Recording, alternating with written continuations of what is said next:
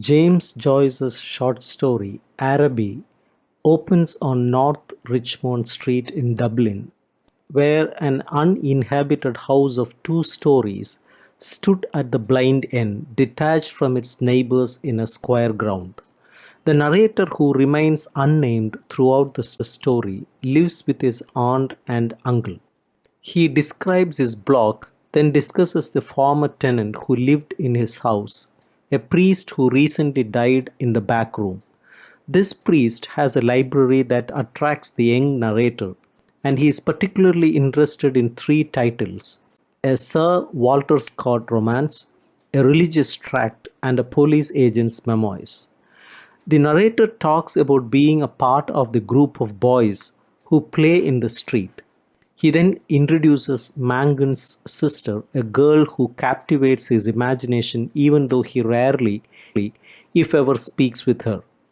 He does stare at her from his window and follow her on the street, however, often thinking of her even in places the most hostile to romance. While in the marketplace on Saturday nights, for example, he uses her image to guide him through the thronging crowd who tell their sales pitches and sing patriotic Irish ballads. He becomes misty eyed just at the thought of her and retreats to the priest's dark room in order to deprive himself of other senses and think only of her. Finally, Mangan's sister speaks to him.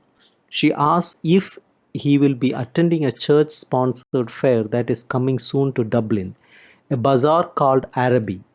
He is tongue tied and cannot answer, but when she tells him that she cannot go because of a retreat that week in her convent, he promises to go and bring her a gift from the bazaar. From then on, he can only think of the time when he will be at the fair. He is haunted by the syllables of the word Araby. On the night he is supposed to attend the fair, his uncle is late returning home and he must wait to get money from him.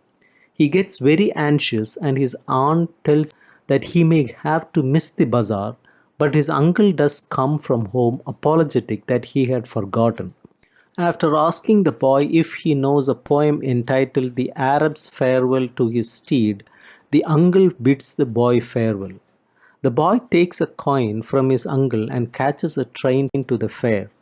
Araby is closing down as he arrives and he timidly walks through the center of the bazaar. As he looks at the few stalls that are still open, he overhears a conversation between an English shop girl and two young men.